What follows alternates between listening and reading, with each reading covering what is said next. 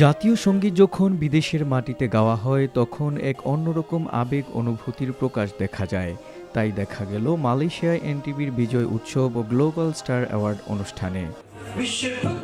কুয়ালালামপুরের hotel জি টাওয়ারে বর্ণিল আয়োজনের সার্বিক তত্ত্বাবধান করেন এনটিভির স্টাফ করেসপন্ডেন্ট কায়সার হামিদ হান্নান।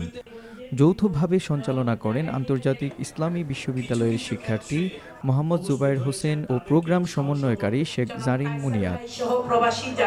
প্রধান অতিথি ছিলেন মালয়েশিয়ার সেনেট সদস্য ডক্টর জুফিত্রি বিন জোহা। এনটিভি ভিউয়ার্স ফোরামকে অনেক অনেক অনেক ধন্যবাদ। আমি আজকে এই প্রোগ্রাম কোঅর্ডিনেটরের একজন। খুবই অ্যামেজিং যে প্রবাসে যারা মালয়েশিয়াতে যারা বাঙালি আছি তাদের জন্য একটা ভালো মিলমেলা জায়গা এনটিভি।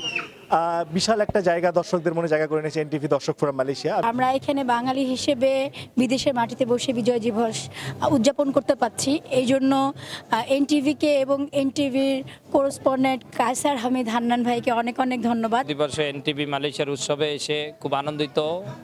বিদেশে বাংলাদেশি স্বাদ নেওয়ার জন্য বিজয় দিবসের সবাইকে বিজয়ের শুভেচ্ছা।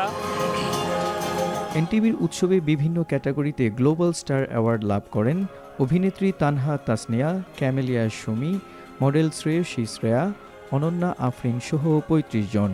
শিল্পীদের হাতে পুরস্কার তুলে দেন আন্তর্জাতিক ইসলামিক বিশ্ববিদ্যালয়ের assistant professor doctor Mohammad Mohiuddin Mohi, বিশিষ্ট ব্যবসায়ী মিনহাজ মণ্ডল। আমার কাছে মনে হচ্ছে না যে আমি বাংলাদেশের বাইরে এসেছি, আমার কাছে কেন যেন মনে হচ্ছে আমার বাংলাতেই আমি আছি।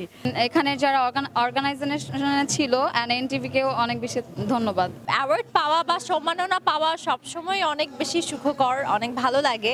আর সেটা যদি হয়ে থাকে দেশের বাইরে এত বড় অঙ্গনে, সেটা আরো বেশি ভালো লাগে। এই বিজয় উৎসবটা আমরা সব বাঙালি এবং মালয়েশিয়া প্রবাসী সকলে একসাথে আমরা পালন করছি।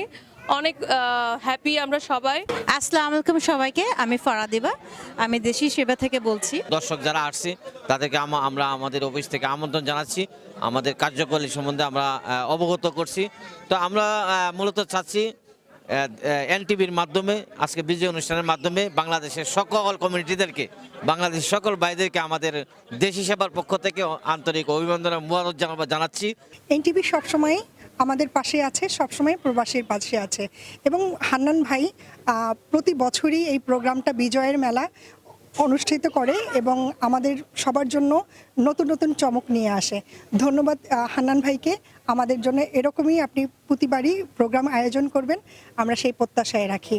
এবং আজকের এই প্রোগ্রামে অনেক অনেক বাঙালি এসছে, সবার সাথে দেখা হয়ে খুব ভালো লেগেছে। সবাইকে অনেক অনেক ধন্যবাদ। প্রত্যেক বছরই এনটিভি আমাদের বিজয় উৎসবটা করার ট্রাই করে ডিসেম্বর মাসে, এবং আসলে অন্য কোনো সংগঠন বা অন্য কোনো চ্যানেল থেকে আমরা এরকম বিজয় উৎসব না পেলেও এনটিভি থেকে প্রত্যেক বছরই আমরা একটা উপহার পাই।